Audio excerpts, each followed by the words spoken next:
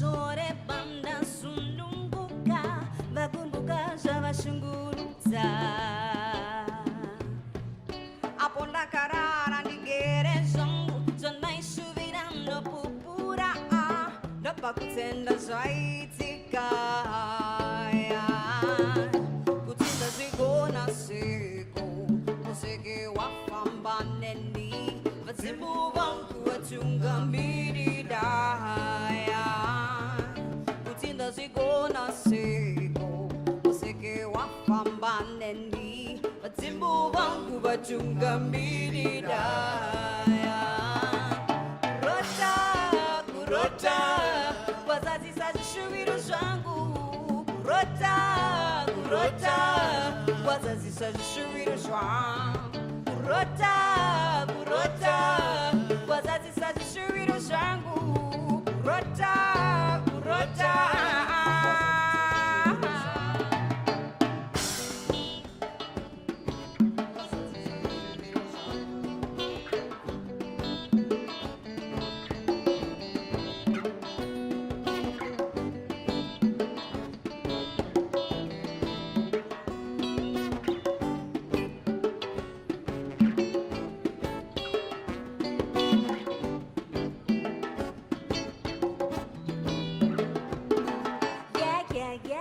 Rati on the mic.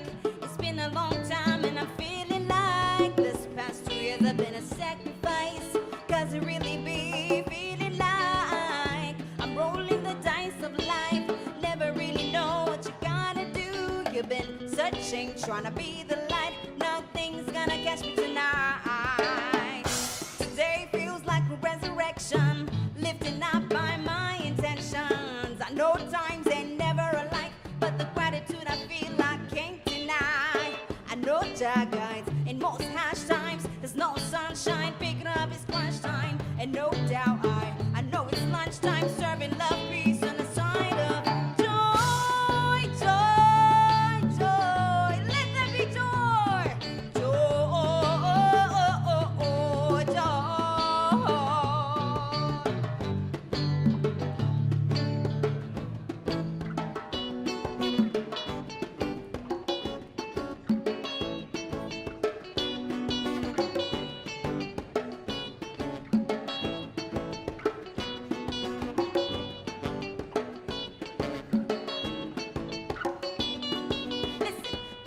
Shake it off, you belong. Get rid of the negative thoughts now. Fill up with light, shine bright. Shake it off now, shake it off now. Pick it up, shake it off, you belong. Get rid of the negative thoughts now. Fill up with light, shine bright. Shake it off now, shake it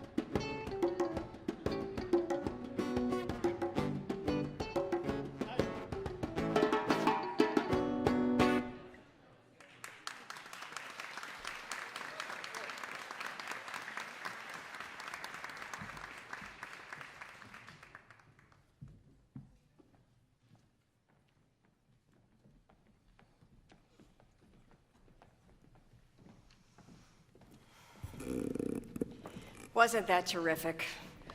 Great musical performance, the John Manbira Trio. Thank you so much for setting us up for a really enjoyable and celebratory evening. Thank you all for joining us on this cold and rainy night with a football game happening. So appreciate you being here, and I will invite the city councilor to go ahead and take a seat.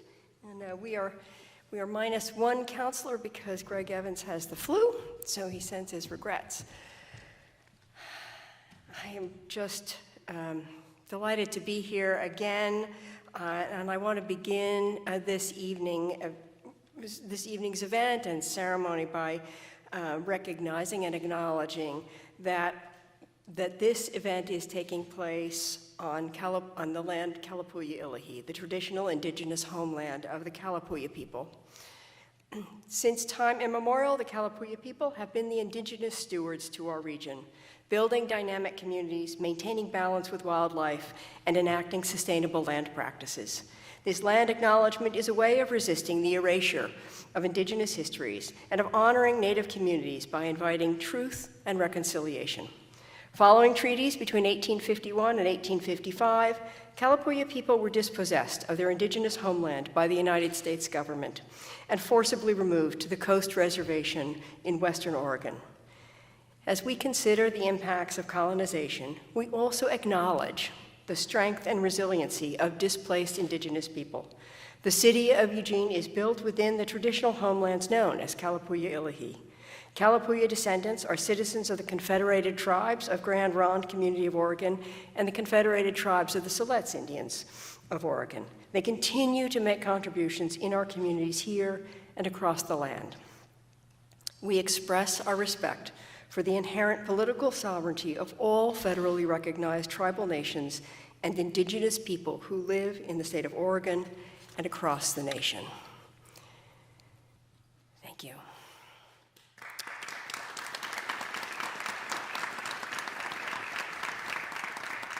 And now we have the excitement of swearing in a city councilor, so I'd like to invite City Recorder Katie LaSala to the podium to administer the oath of office to Eugene City Councilor for Ward 7.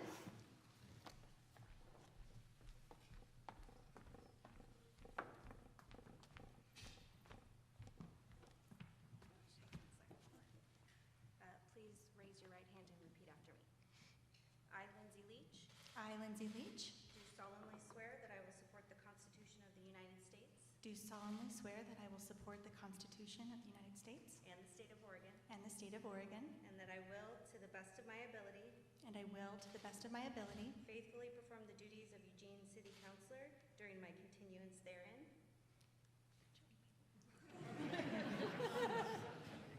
that I will, to the best of my ability, faithfully perform the duties of Eugene City Councilor during my continuance therein. And this I do swear, so help me God. And this I do swear, so help me God. Congratulations.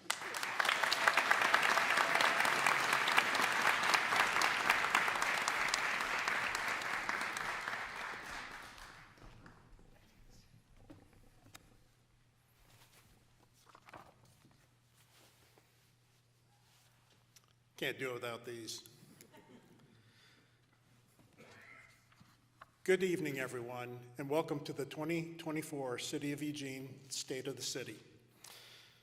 We are honored to have you here tonight to help us celebrate what we accomplished together this past year, the people who make this such a wonderful community, and to set our goals for the future. My name is Randy Groves. I'm the City Councilor for Ward 8, currently Council President, and I'll be your host tonight. I would like to begin by introducing the Mayor and members of the Eugene City Council. Ward 1, Councilor Emily Semple.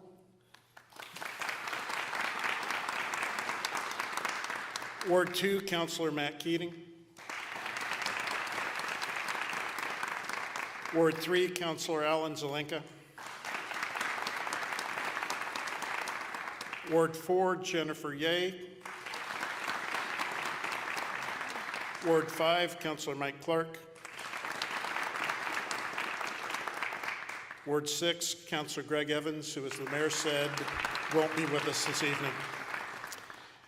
Counselor 7th, our newest Counselor Ward 7, our Counselor Lindsay Leach, our newest city councilor. And last but certainly not least, the Honorable Mayor Lucy Venus.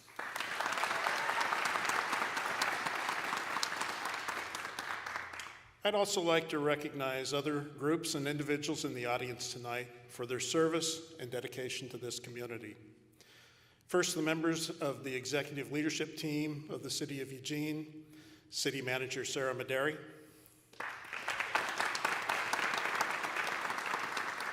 Assistant City Manager Christy Hammett, Assistant City Manager and Public Works Director Matt Rodriguez, City Attorney Catherine Brotherton, Chief Financial Officer Twyla Miller, Police Chief Chris Skinner, Eugene Springfield Fire Chief Mike Caven,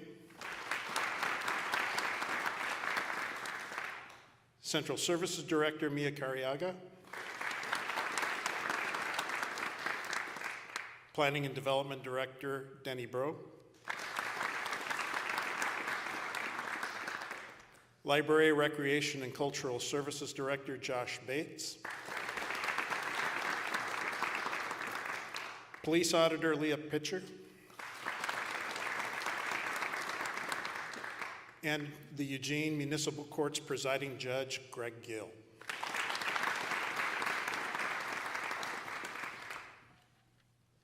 Next, I would like to ask any city staff in attendance to please stand. Thank you for your hard work, dedication this past year. Sarah, that includes you.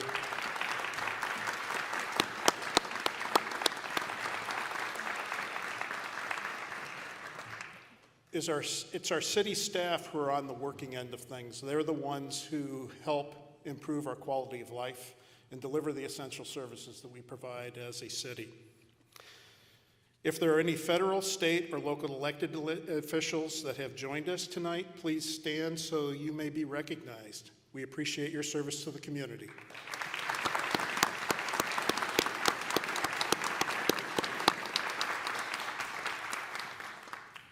I'd also like to thank the family members of the City Council.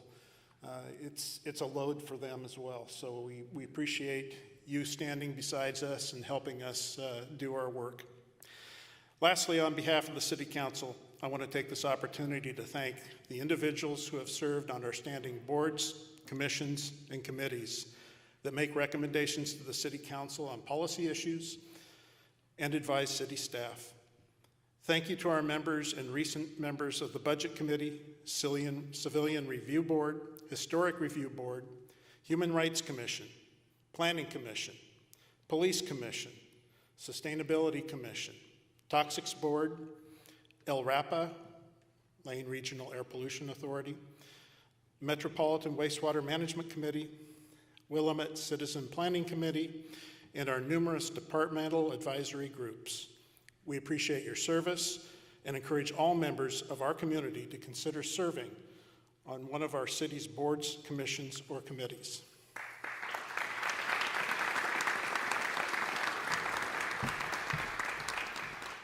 Our first video of the evening features each city councilor's thoughts on what we have accomplished together in 2023 and what we are looking forward to in 2024.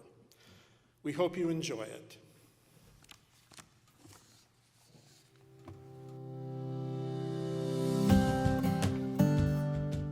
I used to be a consultant, and I would travel all over the West, and I would always go to all these different communities, and they all had the same problems, by the way. But when I would come back and land in Eugene, I'd go, Eugene, because it's just such a nice place to live. It's pretty, it's got great people, it's friendly.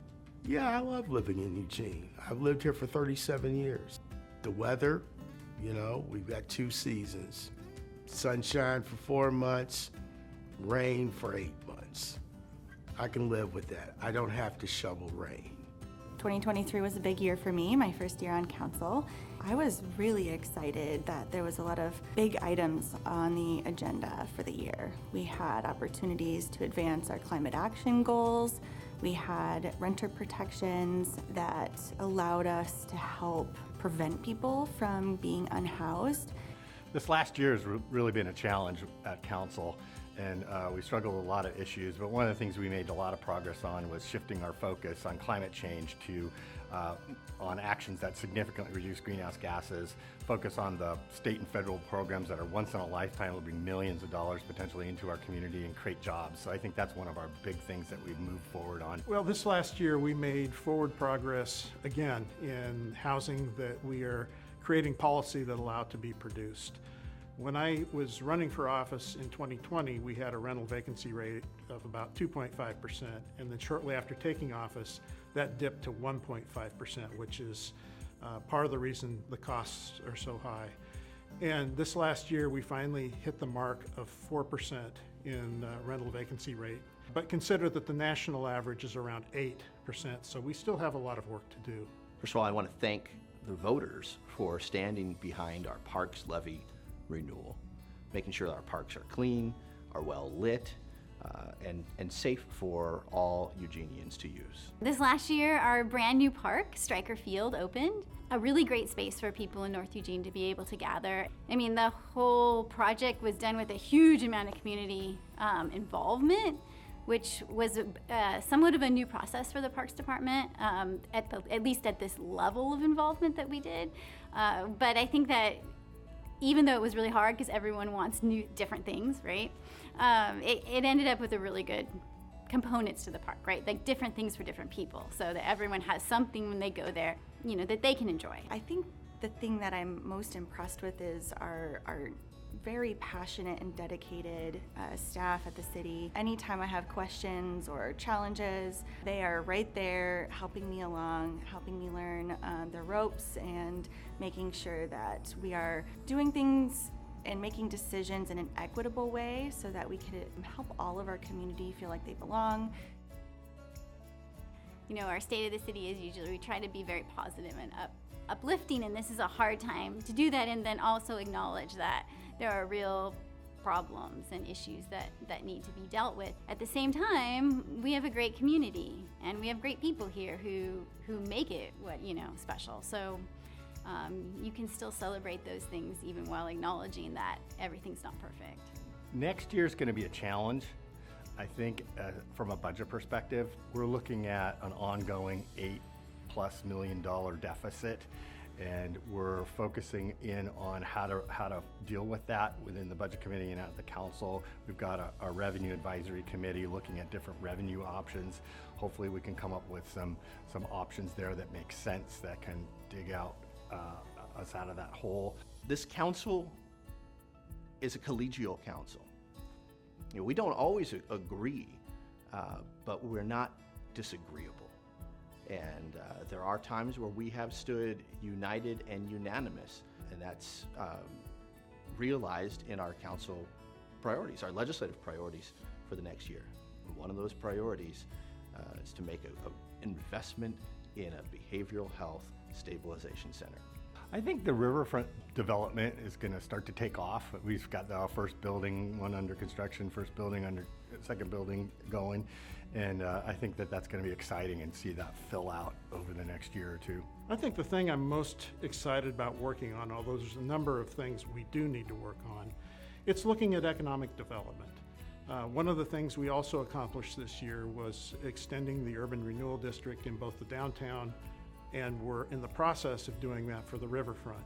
And while not everybody in our community agrees with that, I think that's incredibly important to have the infrastructure to support our economic center, which is downtown, and our riverfront, which again is, I believe, the crown jewel of this city. But you know who doesn't get thanked often enough? The folks within the municipal apparatus who do the work day in and day out, the specialists, the policy experts, folks who are on the front lines as first responders, folks who are working, whether it's in our library or our planning department, public works, folks throughout the municipality who keep our city running and keep us safe. I also want to say thank you to Mayor Vinis. This is, as you know, Mayor Lucy Vinis's last year of her second term, and entering that last year, it's very clear to me that the mayor has embraced progressivism with pragmatism. Politics is the art of possible. The mayor personifies the best way that we have achieved win-win solutions. I want to say that I am thankful for all the help and all the support that I got during a very difficult time in my life, health-wise.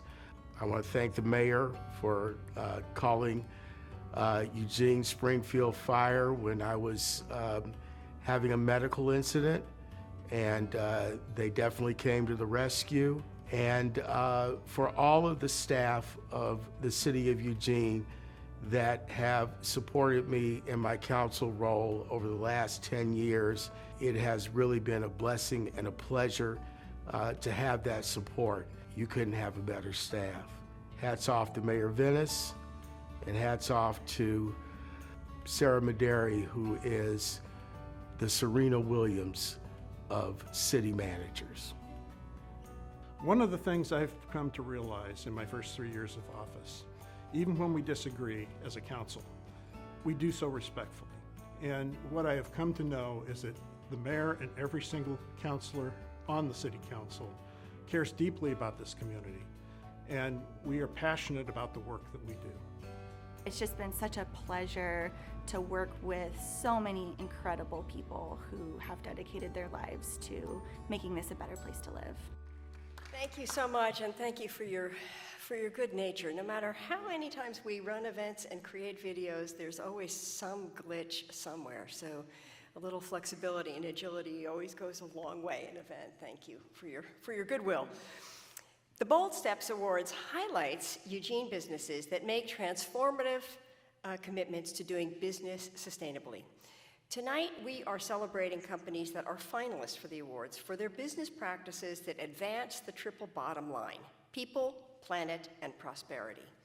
In acknowledgement of the differences in scale and opportunity, we are presenting 2 awards, one to a larger company and a second to a smaller company. To be eligible for these awards, applicants must be certified through Bring's Rethink Business program, which evaluates businesses' commitment to workplace equity as well as conservation actions.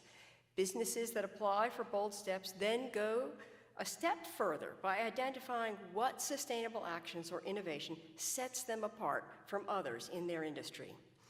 Our 2024 Bold Steps finalist businesses support their employees with opportunities for volunteerism, work-life balance, and balance the needs of their people and our planet with economic prosperity.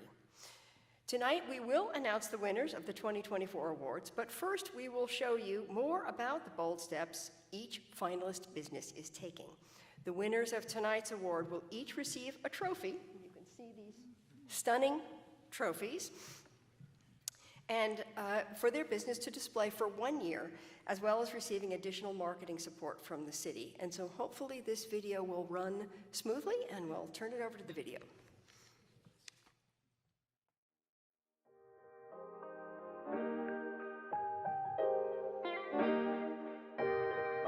I'm Kelsey Ruland. I'm the owner of Foxbound Flowers, and Foxbound Flowers is Eugene's sustainable florist.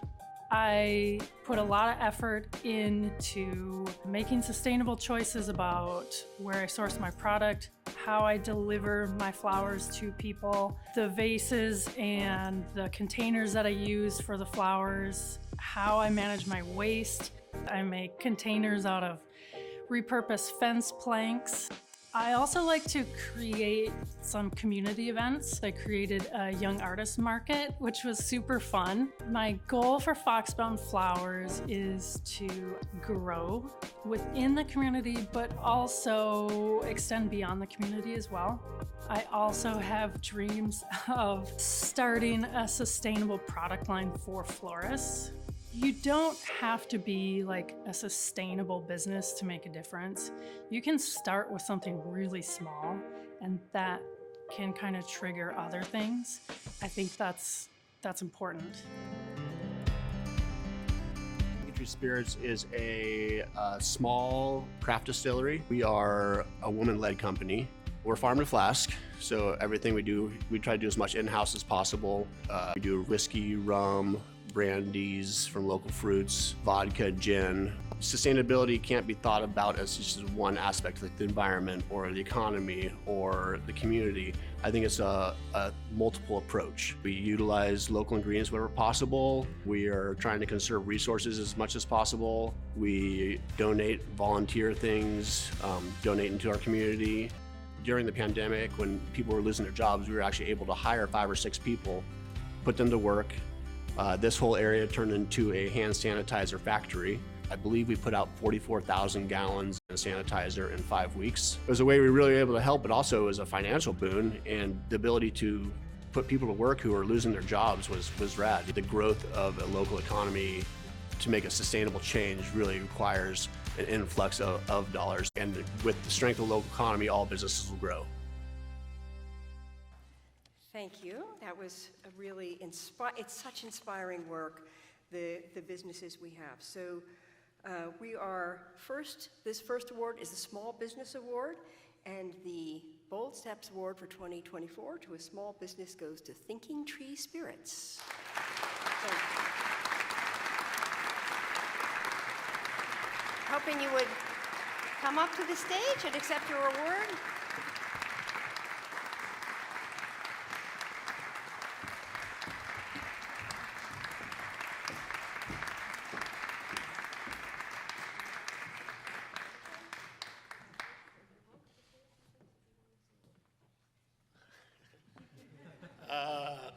I guess thank you. It's kind of strange to get an award for doing something that feels natural. I didn't really know this was going to go down until the video people were at the distillery, but thank you.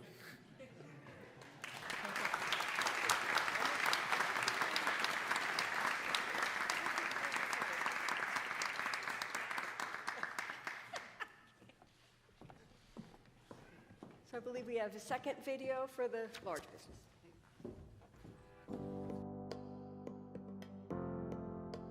My name is Tadashi Jones. I'm the Vice President of Compliance for Rosen Aviation. We are a local design, manufacture, and service organization. We produce cabin electronics for the aviation marketplace. The boldest step we've taken for sustainability isn't just something that we do within the Green Team or the Sustainability Committee. It's actually one of our largest missions as a company. We want to increase the efficiency of these planes.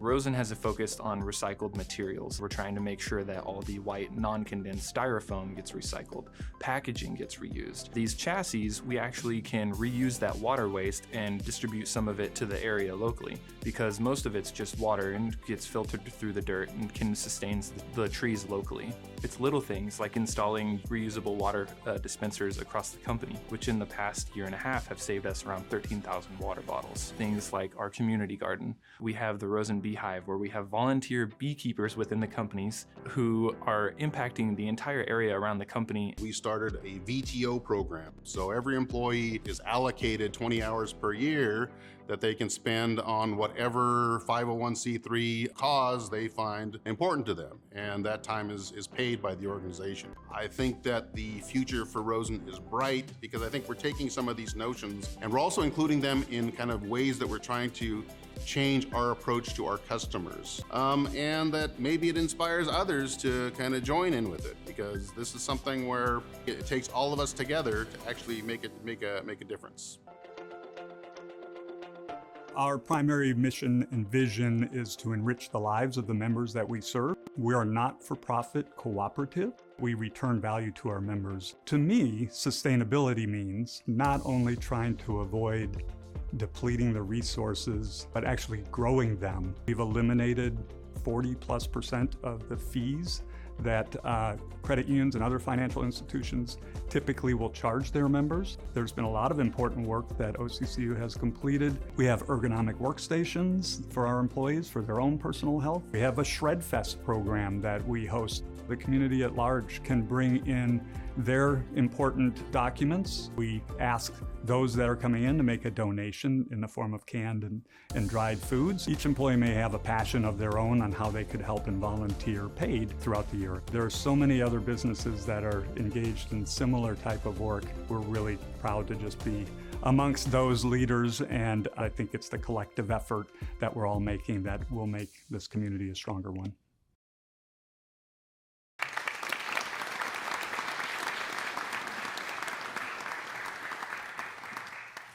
Thank you. One of the really, I think, wonderful things about this event is that we learn about companies that we may not all know about and learn about some of the work they're doing, and it is impressive. It makes us a strong community. It makes us an inspiring community. So I want to thank all of the finalists and announce that the winner of this year's Large Business Award is Oregon Community Credit Union.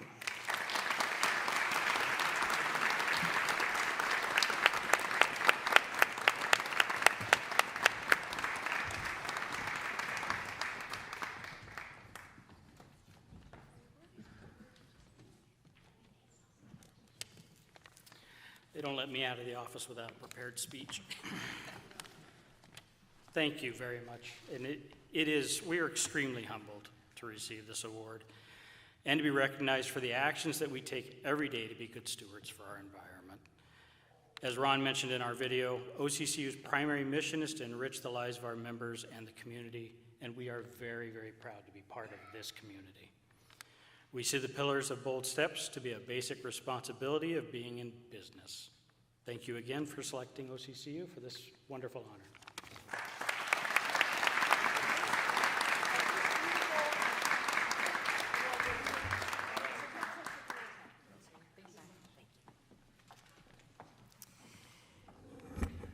Thank you again, and congratulations, and I hope that this moment is an inspiration for those of you who are watching this and thinking about this, because we encourage all businesses, both large and small, to ask themselves if their business has what it takes to be a Bold Steps Award winner and to apply in 2025. So thank you all very much, and congratulations.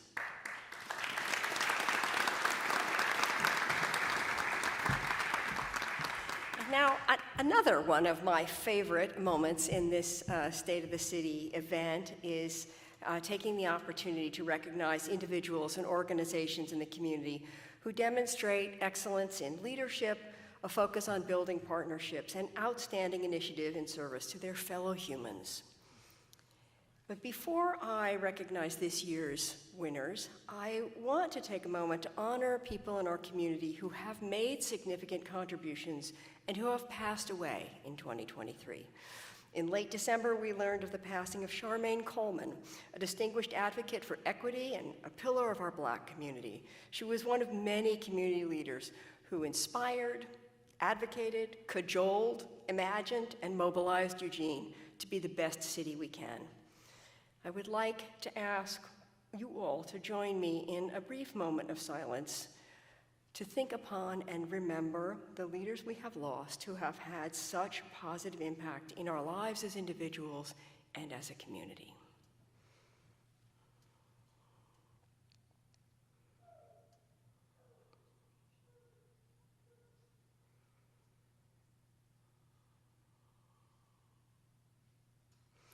Thank you. And now, I am pleased to present this year's Community Service Awards to two individuals and an organization who truly went above and beyond to help our community through challenging, important, and community-defining issues. And the first recipient of this Community Service Award is Jim Garcia. Jim has spent decades in both personal and professional service to Eugene's Latino and Chicano community. In his professional work with the University of Oregon, in their office of Multicultural Affairs, and as a professor of Chicano Studies, and in his role as the Chicano Latino Student Program Coordinator with Lane Community College, Jim has made a career of supporting Latino students. His professional work is rivaled only by his personal service to the community. In 1996, he co-founded the GANAS program, which provides tutoring, college information, field trips, and an educational component designed to develop bicultural leadership skills. In 2024, GANAS will be entering its 28th year. In 2001, Jim co-founded a leadership academy for Lane County Latino high school students called Puertas Abiertas. The academy provides bicultural learning environment for college preparation and scholarship information. In 2011, the Puertas Abiertas Leadership Academy received a nomination for national recognition by Excelencia en Educación. He is also the coordinator for Movimiento Estudiantil Chicano de Aztlan, MICHA, a student organization that promotes higher education, culture, and history. So I would ask Jim to come up to the stage if he would.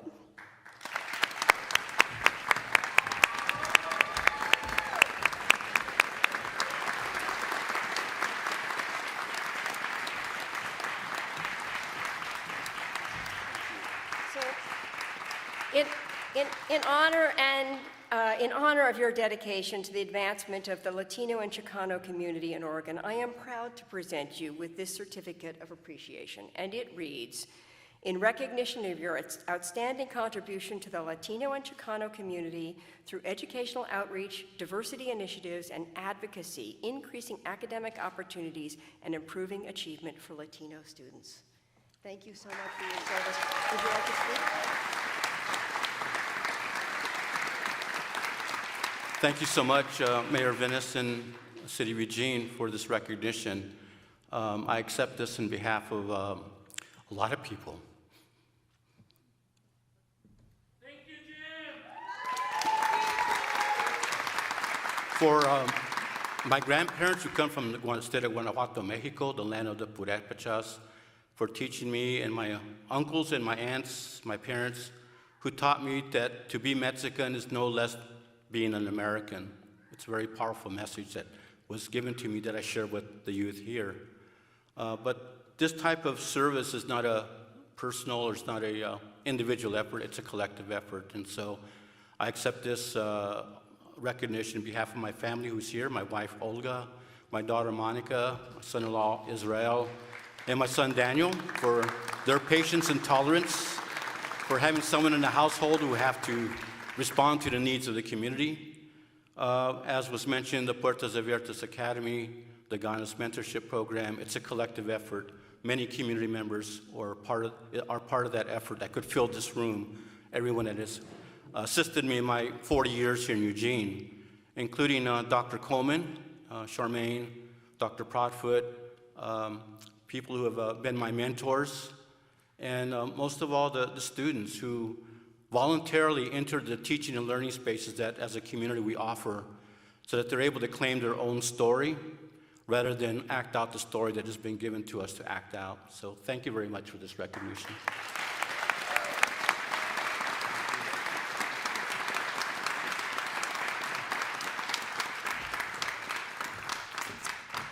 Thank you, and thank you for all your service to the community.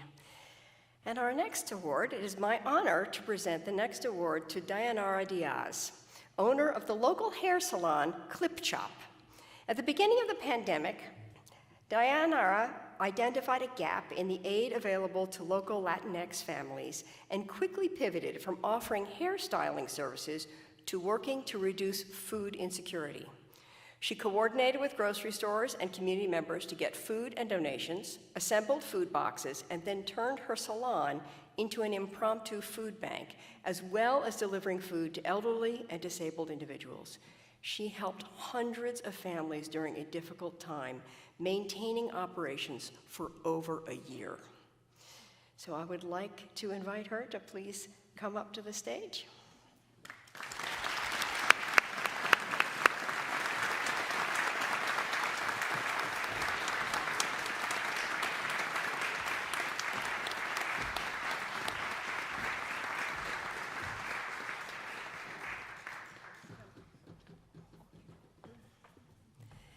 So, in honor of your dedication to the community and your commitment to help feeding hungry community members, I am proud to present you with this certificate of appreciation, which reads, "In recognition of your outstanding contribution to the community, working tirelessly to reduce suffering and food insecurity during the COVID-19 emergency." Thank you.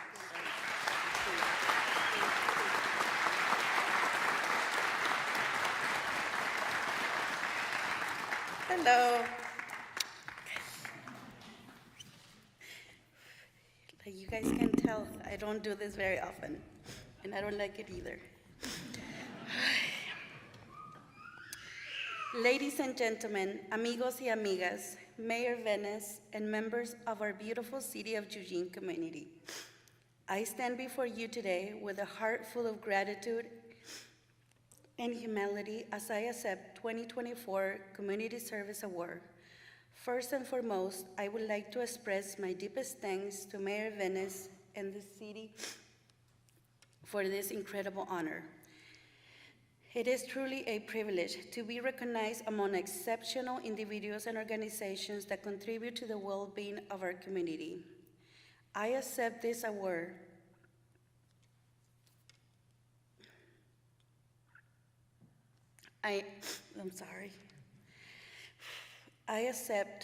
As I reflect on this award, I am reminded of the profound solidarity and unity that exists with the diversity tapestry of the City of Eugene. We are not just community, we are family, bonded by shared experiences, aspirations, and collective action to making a positive impact. I want to take a moment to acknowledge the rich cultural diversity that enriches our community within the City of Eugene. There exists a vibrant speaking Spanish community, and it's with this community that I found inspiration and support for the initiative that has brought us tonight. When the pandemic struck, adversity knocked at our door, affecting lives in ways we could not have anticipated. It was during these challenging times that I witnessed the remarkable unity of our community.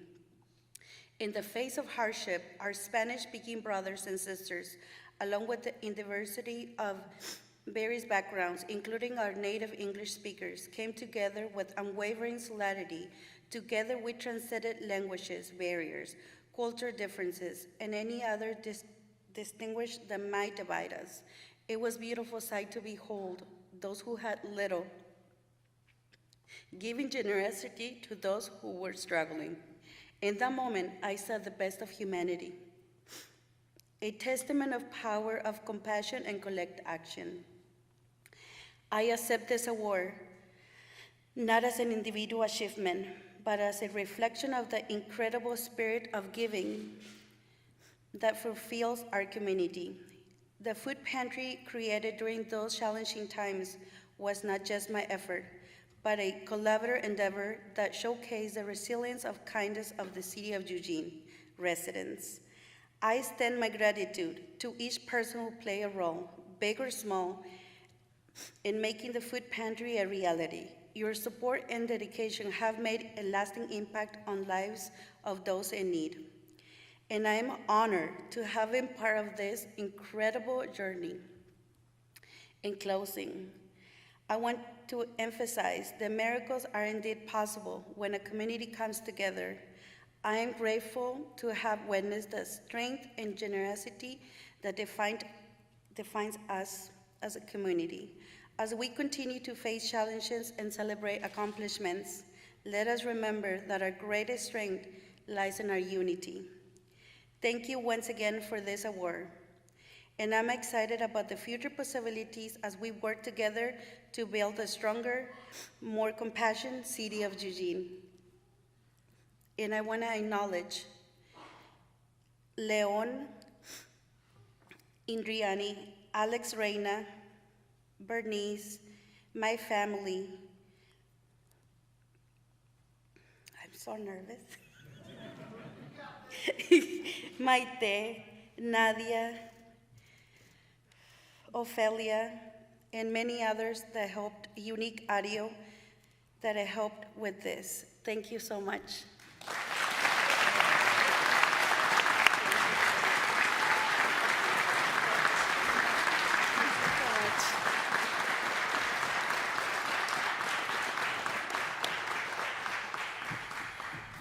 Thank you for incredible work.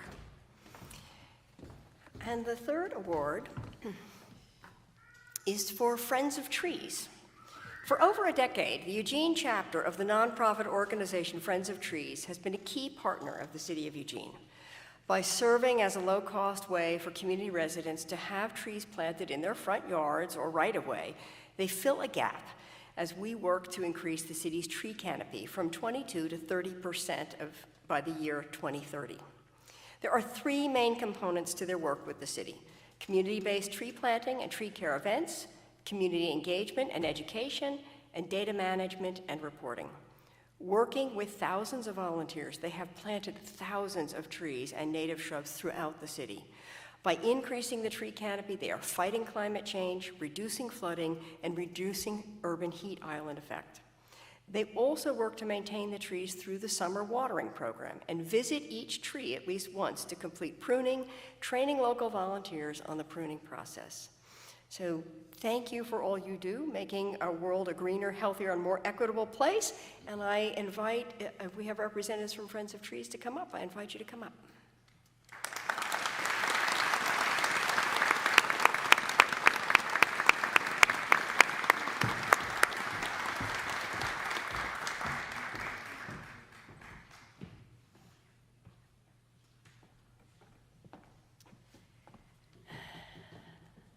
So I thank you again for the incredible work of Friends of Trees and the contribution you are making, the positive impact you continue to make in our community. And I am proud to present you with this certificate, which reads, "In recognition of your outstanding contribution to the community by planting trees and empowering our community's connection to the environment in a way that is equitable and inclusive." Thank you.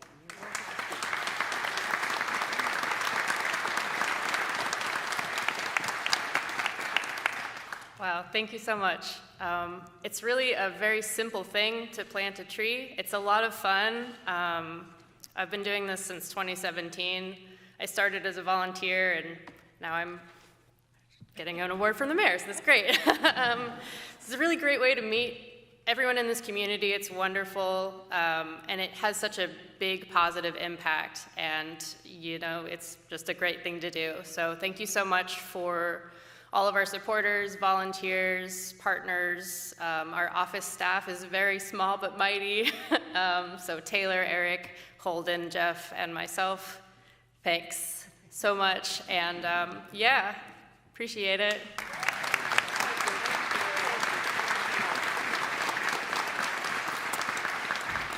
All right, thank you, all of you, for your invaluable contributions to this community and your outstanding leadership and dedication to building partnerships and success, addressing local challenges with local solutions. Thank you all very much, and congratulations to the winners.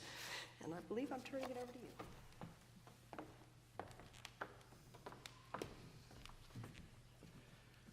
I want to echo the mayor and thank all the award recipients and finalists for the good work they're doing in our community.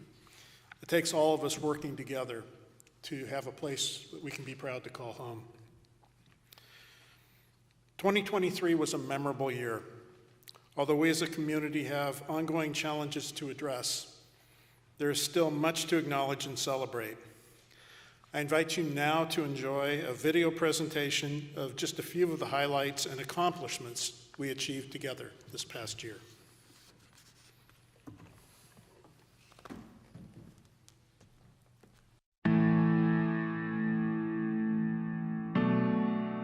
The City of Eugene is proud of all it accomplished in 2023. In April, the city finalized the purchase of the former eWeb headquarters at the downtown riverfront to become Eugene City Hall. Opening this year, the new City Hall will establish a place for civic and community engagement, enliven public space on the river, and increase access to city services. In July, the City Council adopted a new strategic plan, creating a framework to guide the city in coming years. 2023 also ushered in a new biennial budget, enhancing strategic investments for community priorities while preparing for future needs. The Community Safety Payroll Tax continues to support safety in Eugene. The tax provided critical funding across the city, including to maintain a fire engine company, allow Municipal Court to open a new community court and service provider room, and support 5 rest stops that provide shelter to more than 100 people, preparing them for a safe, stable future. Stabilizing the cost of housing is an urgent community need. The housing implementation pipeline leverages finite city resources and builds alliances with government and nonprofits to access state and federal funds to support creating all types of shelter and housing. Reinforcing the response to the homelessness crisis, the city teamed with Lane County and nonprofits to improve most of its 653 shelter spaces and extend operations through the budget biennium using state emergency funds. The city celebrated opening 82 affordable housing units at Peace Village Co-op by Square One Villages and Polk 2.0 by Dev Northwest.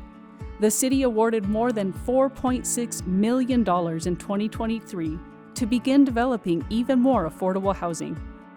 Cultural services continue to create welcoming spaces with free programming in the downtown core.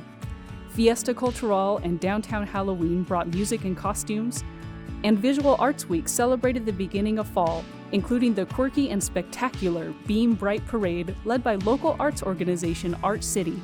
In June, City Council amended the Downtown Urban Renewal Plan to allow for more investments in high-priority downtown projects focused on housing and addressing physical safety and comfort. Also creating a positive presence downtown is the Eugene Police Downtown Support Team, connecting with and supporting businesses, community members, and visitors. Eugene Police improved crime reporting with MyPD Connect, an online tool that adds user photos and videos to reports and can arrange chats with community service officers, specialists funded by the Community Safety Payroll Tax. Eugene Police also partnered with Peace Health to equip 48 patrol SUVs with automated external defibrillators, saving an average of 3 lives every month. Eugene Springfield Fire began using grant-funded cardiac assist devices, saving more than 40 lives by delivering continuous CPR without interruption. And a new life safety inspector at Eugene Springfield Fire increased inspections by more than 60%. A wildfire at Moon Mountain Park reinforced the importance of emergency preparedness. Reducing fuels in city natural areas cuts the threat of wildfire while improving animal habitat and creating safer access. Eugene continues to make progress toward the goals of the Climate Action Plan 2.0. The city's vehicle fleet is rapidly going electric, and low-carbon concrete is a growing option for road work. Several projects prioritized walking, biking, and safety as the city strives to reduce fossil fuel use by 50% by 2030. This year, a record 1,266 new street trees were planted, mostly grown at the city's own mini nursery or local Willamette Valley nurseries. Cultural Services partnered with Parks and Open Space on a new Art in the Park grant program, funding local organizations hosting activities in parks. The Urban Canvas program helped 5 artists put up murals in 2023, including one at the Bethel Branch Library. And the new Fresh Paint Initiative elevated emerging muralists by giving them their own wall to use for 24 months. Expanding the library's longtime partnership with Eugene School District 4J, each of its nearly 15,000 students will receive their own library card, free and ready to use. Eugene Recreation's Youth Empowerment Program worked with community partners to provide recreation and enrichment activities for youth during out-of-school hours. Through a weekly online Spanish language video, the city continues to expand communication and outreach to increase community-wide understanding, engagement, and belonging. City Council and Eugene voters made a historic investment in active transportation by including $15 million in the street repair bond for walking, biking, safety, and street tree plans, with projects spread across Eugene. The pedestrian experience on 8th Avenue drastically improved with reconstruction into a 2-way street with protected bike lanes, widened sidewalks, and reduced driving speeds. Years in the making, the first residential building in the downtown Riverfront neighborhood will complete this spring, bringing residents into 95 new homes.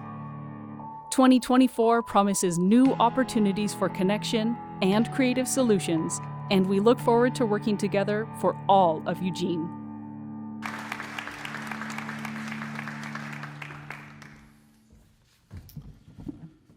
Let's truly good to see some progress being made in this beautiful city of ours. And now I invite you to listen to Mayor Venice as she delivers her 2024 State of the City address. Mayor?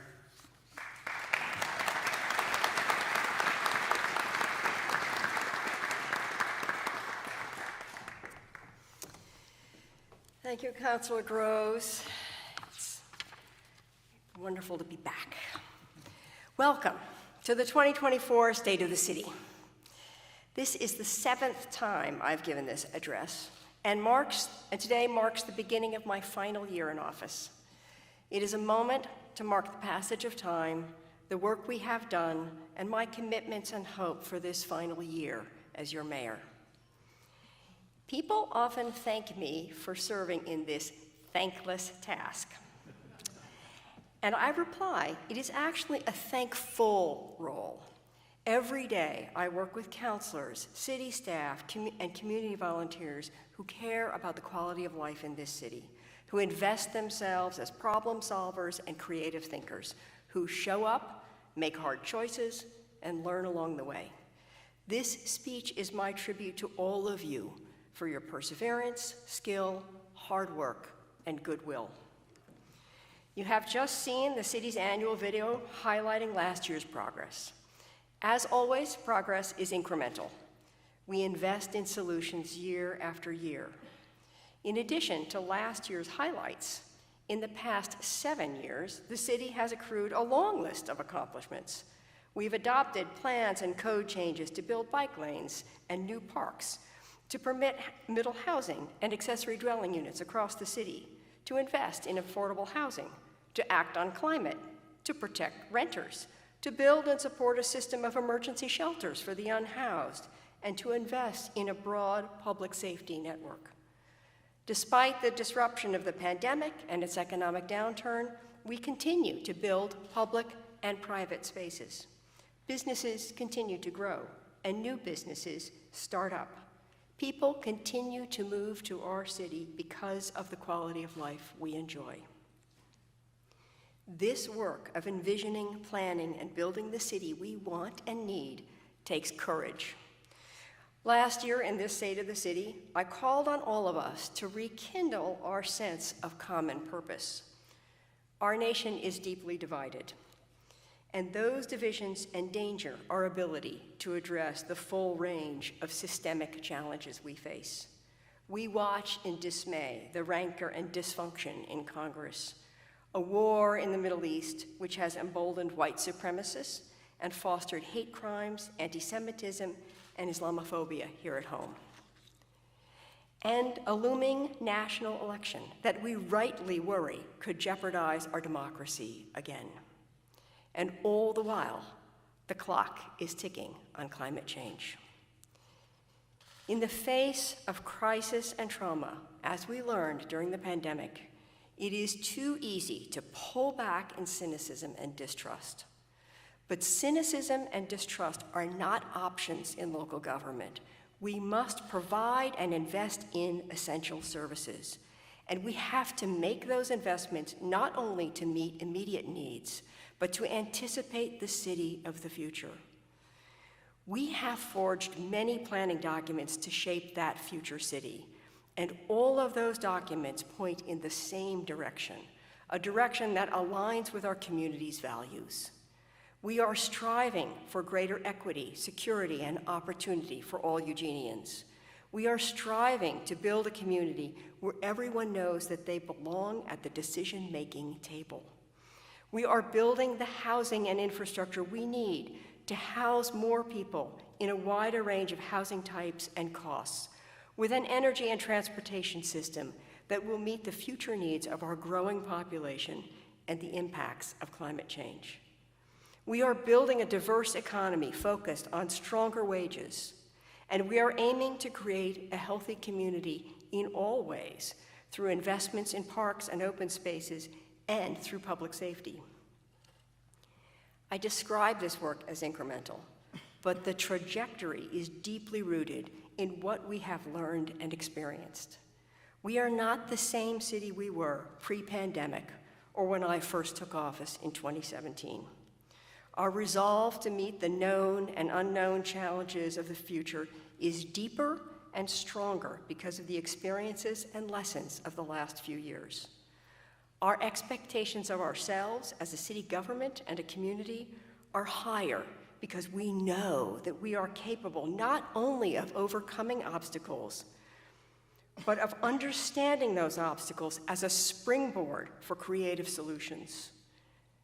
There is hard work and exciting work ahead to build the city we envision.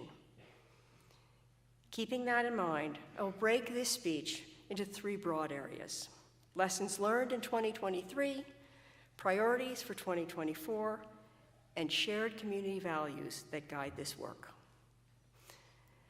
What lessons did we learn in 2023 that can guide us in 2024? Here are my top 3. It matters who's at the table, success is a balancing act, and we have to be willing to change course. First, it matters who is at the table. When we first crafted our land acknowledgement, I was clear that this should be a first step and not a standalone symbolic act.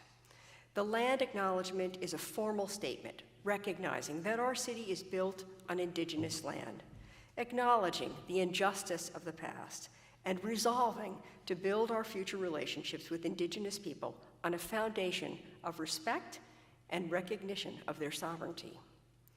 Supported by the city's Intergovernmental Tribal Relations team, in 2023, I joined staff in a series of meetings with tribal governments in our first steps to build government-to-government relationships with the 4 tribal governments who serve their members in our community.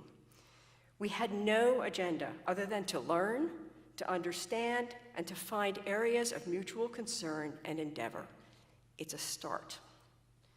Once you open the door for a conversation, share the table with new faces and voices, you ask yourself, what took me so long? What do we have in common? How can we help each other? In what ways are we stronger together? Many of the tensions we experience in our policy discussions hinge on asking these questions and inviting diverse people to respond and help us break out of entrenched patterns. This effort reflects our commitment to a dynamic, evolving, and more inclusive approach to conversation, and it applies to all of our public engagement efforts. That brings me to my second lesson. Policymaking is not a zero-sum game. It's a balancing act. This year, Council passed essential protection for renters in a merciless housing market. We heard hours of testimony by tenants and landlords. The path was not obvious. Strategic choices had to be made. At its heart, this ordinance is a consumer protection policy. Tenants are vulnerable. We heard from many elderly tenants, one of whom was quoted as saying she hoped she died before the next rent increase so she wouldn't have to live on the streets.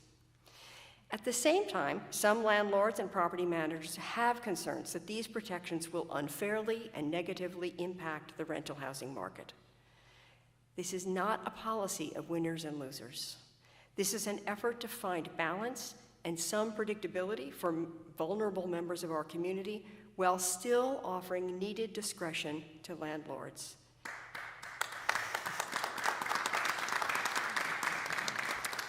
Inaction is not an option. That's what got us here. The path begins with a few steps. If it doesn't work, we can recalibrate. Recalibrate. That word is important because it reflects that we are always seeking balance, and it may have to be adjusted, that we get to better incrementally. But if we measure our work as a one-time effort with winners and losers, we will all lose in the end because we will have lost sight of our common interests and goals. And the third lesson of 2023, sometimes the best course of action is to shift direction. When you work toward long-term policy goals like climate change, you must flow like a river, moving around the boulders in the water to flow forward. Keep your eyes on the goal.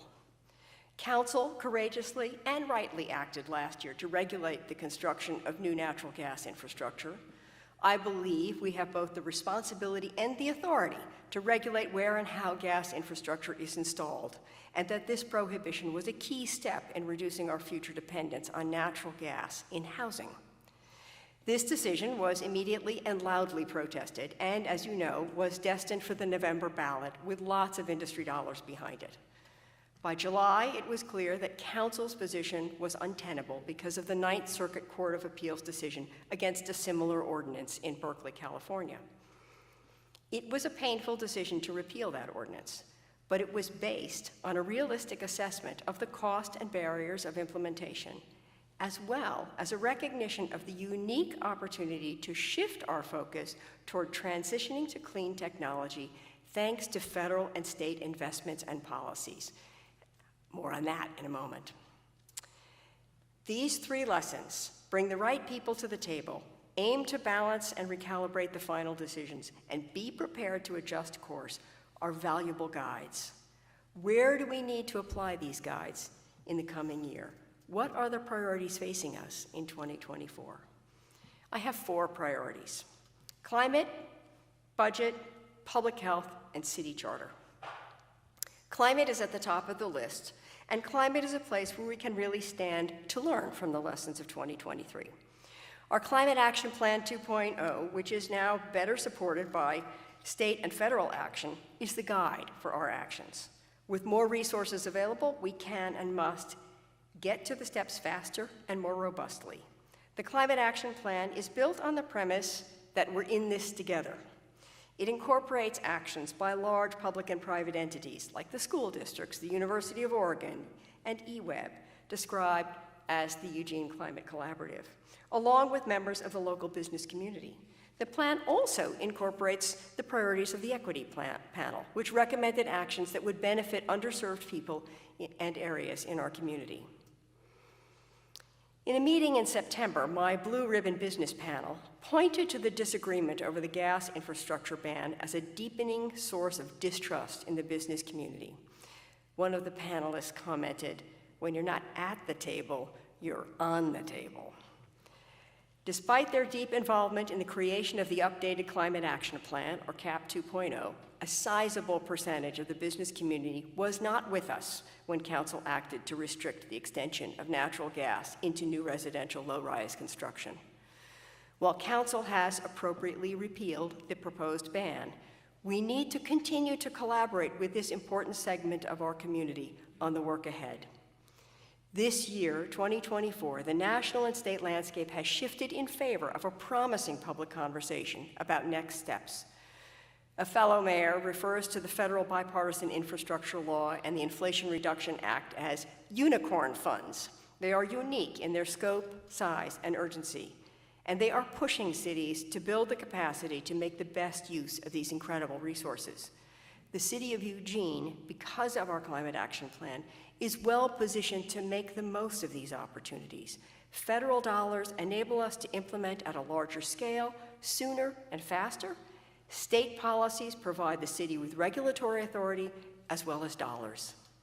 This year, staff will reach out to listen, inform, and begin to plan with both the business community and the public as a whole our best steps forward to improve the energy efficiency of buildings and advance the adoption of clean technology.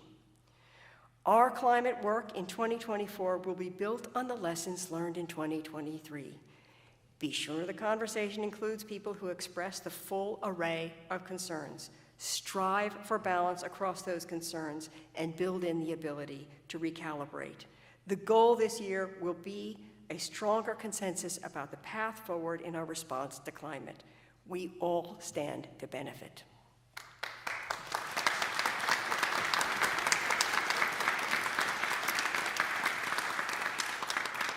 My second priority for 2024 is to address the budget.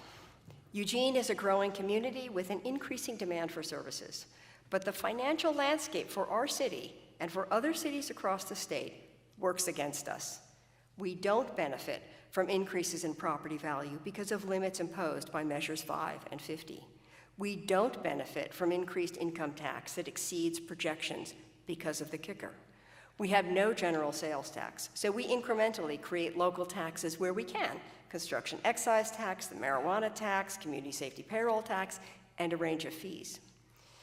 A committee, including counselors, budget committee members, community members, and staff, began discussions in December about possible ongoing sources of revenue that could strengthen our budget. A list of possibilities is coming to council for consideration early this year. The city has a long record of meeting fiscal challenges deftly, retaining essential services, and, to the extent possible, softening the impact on the public. While we have strived to bring strong, diverse voices to the table, this challenge has always meant trade-offs, felt more in some sectors of our community than in others. But this time, without new revenue, the impacts will be felt very broadly. I expect, as mayor, to work closely this year with other mayors and with state legislators to open the discussion about city finances based on lessons learned. We need to bring the right people to the table to advance the issue of revenue beyond winners and losers to a more sustainable balance, and to recalibrate and shift the trajectory of our state's tax priorities. The system established in past decades does not adequately fund city services. We have an obligation to reconsider and find a financial structure that can support us in the coming decades. My third priority is public health. The City of Eugene is increasingly called upon to dedicate staff, funding, and policy direction in areas that are not embedded in our charter. Public health is one such critical area. The urgency to address health care is coming from several directions. Three key ones are homelessness and the associated mental health and addiction crises, the impacts of pollution on neighborhood safety, and the closure of the Peace Health University District Hospital. Creating a healthy community is a core value and priority in city planning and public safety. But these three issues are pushing council and staff to step into this work in new ways. I will speak about each of these in turn. Homelessness. I have long talked about housing as health care. People cannot be physically or psychologically healthy if they are unsheltered. The experience of being unhoused triggers trauma and coping mechanisms that deepen the challenges and steepen the pathway to recovery. As you all know, within our limited resources, the city has been agile and creative in responding to this crisis, but so much remains to be done. When I took office in 2017, I promised to work for the creation of a permanent shelter. The Navigation Center is now well into its second year of operation. In 2017, one part-time staff person served as a liaison to homeless services. Today, we have a well-coordinated team that works closely with the county and an array of private providers to run a spectrum of emergency and transitional shelters. Our programs are a model for Oregon and for the country. And yet, the flood of people pouring into homelessness continues. As we look at revenue options this year, finding a path to strategically support this ongoing work of stabilizing people without homes will be a key priority. In my last year as mayor, I will continue to advocate for ongoing support from the state to ensure that our successful programs like the Safe Sleep sites continue to serve, and join mayors from across the country to advocate for federal investments. We understand that long-term solution is housing, but we must continue to invest in emergency responses until that housing supply is expanded.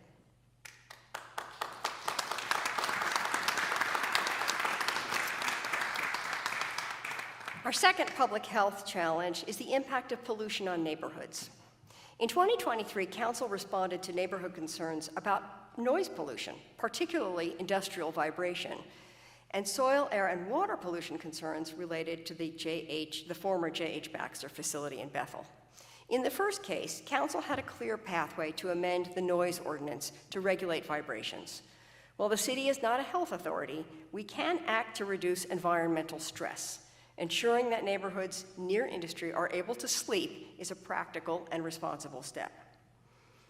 Neighbors of the J.H. Baxter plant in Bethel have long been subjected to noxious odors, and soil tests have discovered significant dangerous contamination in yards. Much of the work for regulating and responding to pollution is outside of the city's authority. As with the noise ordinance, however, Council does have a path to protect public health through development standards. This is not new territory, but in the case of Bethel in particular, we recognize that earlier development patterns created this unhealthy proximity of industry to residential neighborhoods. Our goal is to avoid this in the future through increased and tightened requirements. We are a public health agency in the sense that we are responsible for zoning and building that ensures the city is a safe place to live, work, and play. Our third and immediate public health concern is the loss of a hospital emergency room in Eugene. This has deep implications for public health and emergency services. In the fall meeting of my Blue Ribbon Business panel, this crisis elicited two questions. How do we anticipate issues on the horizon, and how might we coordinate better across jurisdictions? The panel encouraged the city to see this as an opportunity to think bigger and better about how to coordinate and collaborate with the county, the university, and other partners. Crisis is also an opportunity. While the city's immediate focus is on the logistics, personnel, and equipment we need for providing emergency services, in the longer term, the city must work to ensure that we have the right emergency services on this side of the river. The path is not clear. We're learning daily about the medical sector. It's a unique moment that will have enormous consequences for our city. A time to come together to bring the right people into the conversation who understand the healthcare landscape and can help us build the health services we need. My final and fourth priority for 2024 is related to city government itself. Our success in meeting these ongoing and emerging challenges is built on the experience and systems that came before and our willingness to think creatively. The structures as they currently exist, affecting climate, budget, and public health, need to be reevaluated. There's one more that we should review, the city charter itself. Our charter is a description of the structure of our city government, and it has not been reviewed since 2002. Aspects of the charter need updating. The language itself does not reflect the city's emphasis on inclusiveness and a culture of belonging. Equitable representation in elected offices is constrained by the fact that they do not pay a living wage. I am not suggesting a multi-year exhaustive process like the deep review undertaken in 2002. I hope the council will guide a charter review that is targeted and strategic to update and align changes with current practices and needs.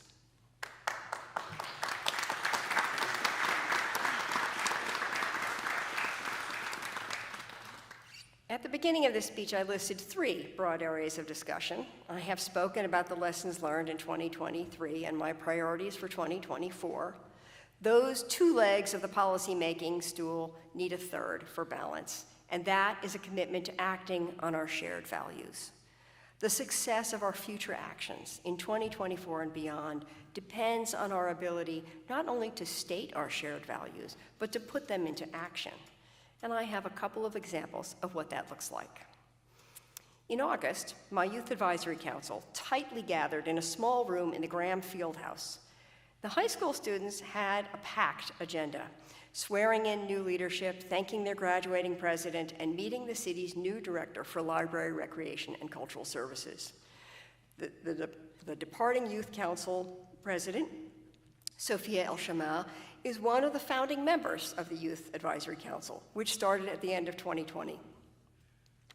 In those 3 years, this group and Sophia herself have built an organizational structure, a shared understanding of their purpose and process, and a bench of leaders. In this small space, the new LRCS director, Josh Bates, stood before the Youth Council. The students peppered him with hard questions. Have hard experiences ever made you feel ashamed of your identity? What drives you?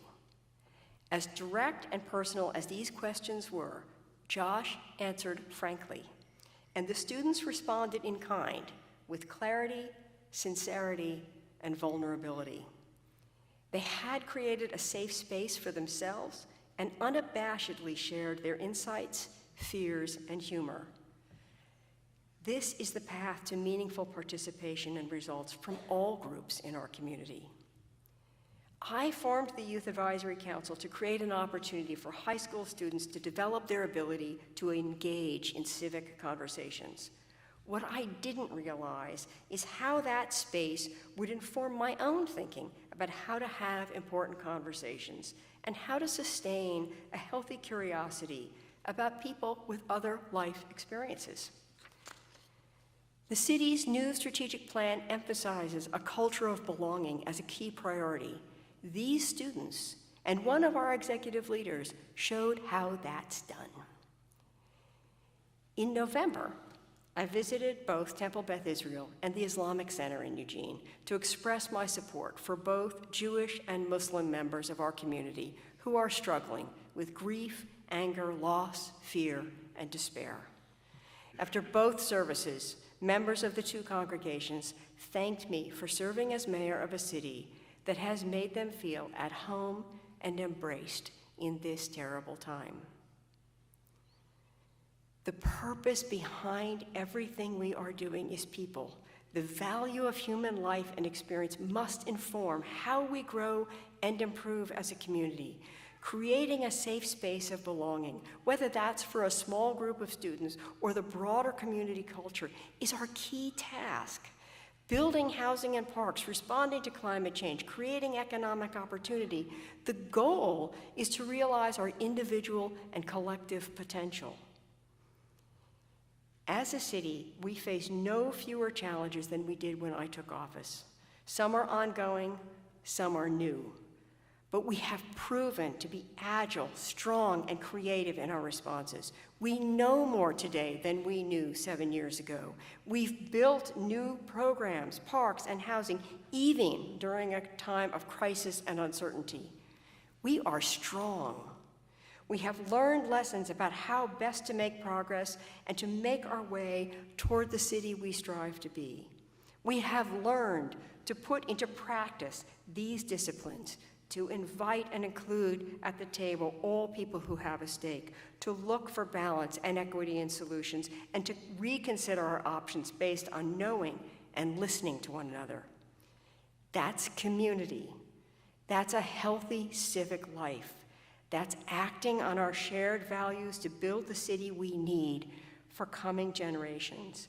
And that is both our legacy and our future.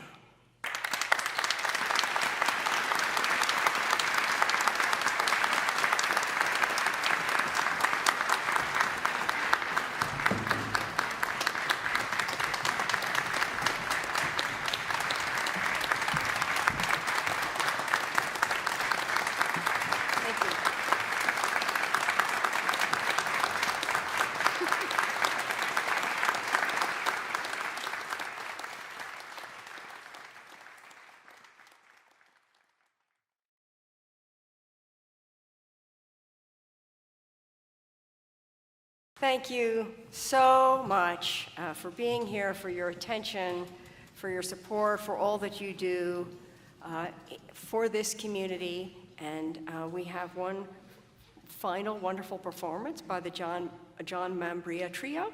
And then we welcome you out into the lobby to visit and share a little bit of refreshment.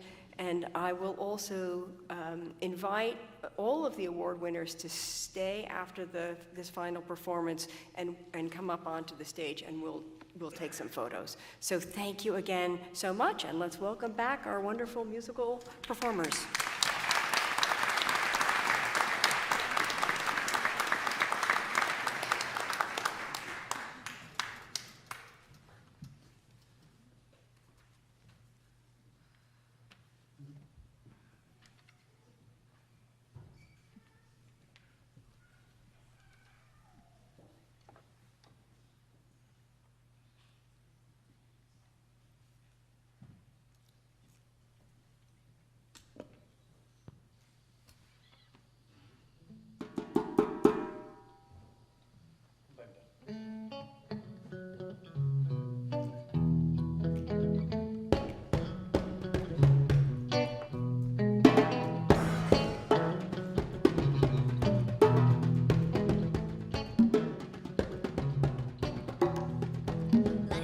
what you make it.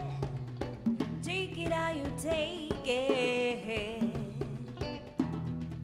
Believing in your dream, honey. You wonder how you made it. Oh, be the best person you can be. Electrifying feeling. Oh, so enjoy the ride and live your life to the fullest. Come on, smile for me, let's dance. Whoa, whoa, hey, yeah. Whoa, whoa, yeah, yeah. Whoa, kana shakunet. Live it out, laugh it out, and dance it off the night away. Hey, yeah. Whoa, whoa, yeah, yeah. Whoa, kana shakunet. Live it out, laugh it out, and dance it off the night away.